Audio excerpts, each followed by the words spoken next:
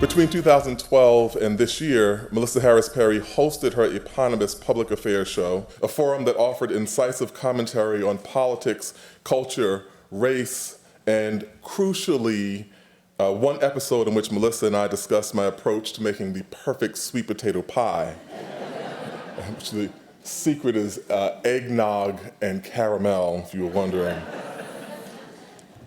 In a landscape dominated by hot takes and conventional wisdom cloaked as insight, the MHP show, as fans came to call it, did not shy away from controversy or heterodox opinion. As we have continued to be roiled by social discord, exploitation of the poor by the very powerful, and an ascendant politics of contempt that has elevated scapegoating to the level of sacrament, the MHP show remained a beacon of moral intellect.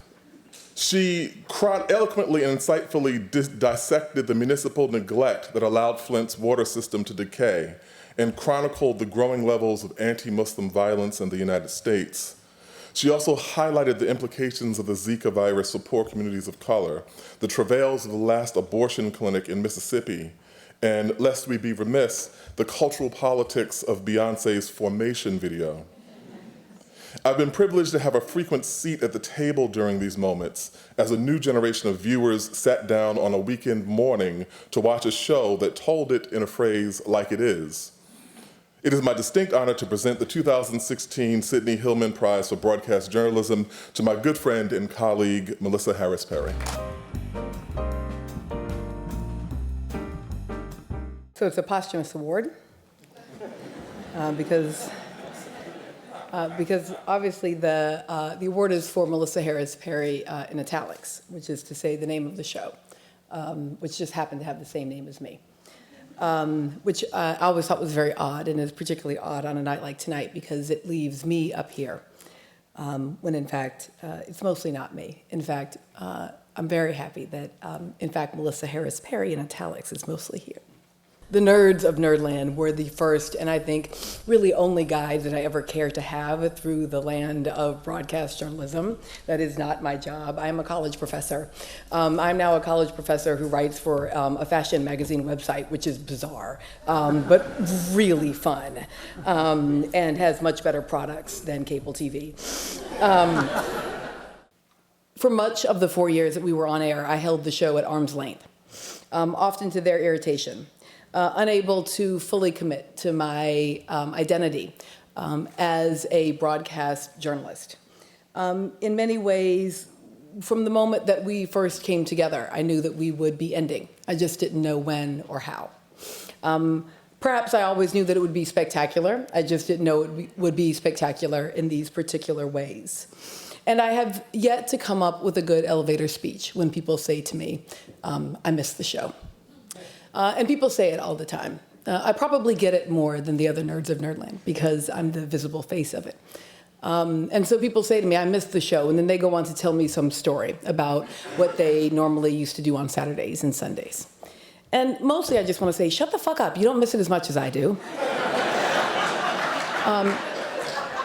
You don't miss these 10 o'clock in the morning conversations that I had with this team of people who did not agree with me, who didn't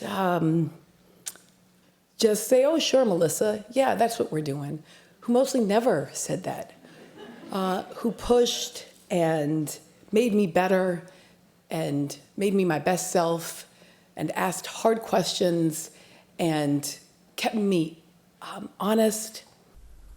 Michelle Cumbo is a genius. She can, in an hour, find you an entire dance crew of people who actually know what the Harlem Shake is, to push back against that garbage happening on the internet. She can book for you Samaria Rice. She brought us Tiana Gaines Turner, who ends up being the only person living in poverty who actually testifies before Paul Ryan's Congressional Committee on Poverty. Now, I want to just trace this for you for a second, because the only reason that Tiana Gaines Turner testifies is because of Michelle Cumbo. because Tiana Gaines Turner sat on my set. She sat on my set with,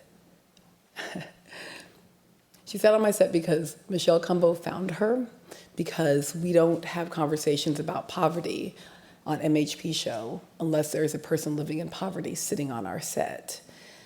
And there was a congresswoman sitting on our set, and she says, you should be testifying. And so she went back to the congressman and she shamed him into making sure that Tiana Gaines Turner was there. And then Tiana Gaines Turner went to Congress and she said this sentence: nothing about us without us.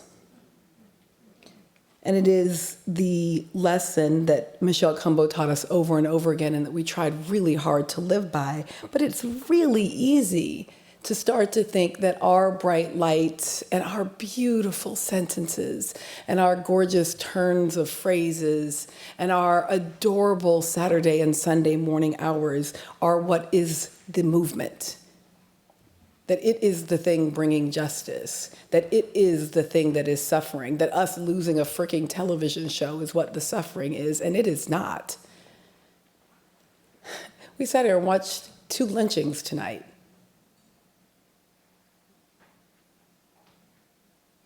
And I'm not going to be okay in the morning.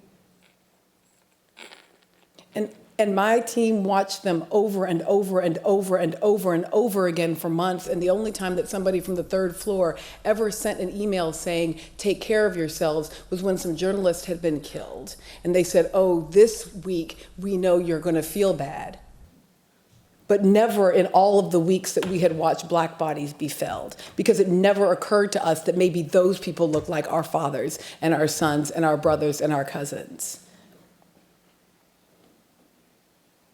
Feminism is the question, what truths are missing here? Yes, we have a political candidate who threatens to expel millions from our country. We currently have a president who is expelling millions from our country.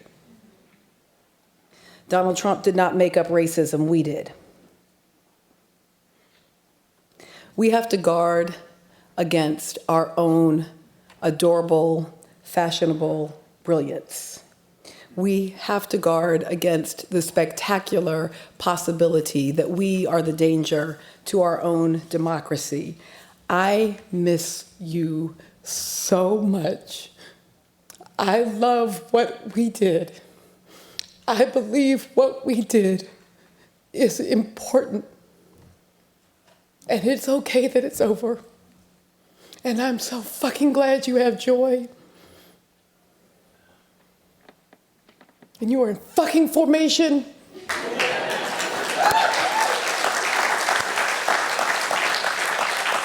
And I'm proud of you. And I can see you.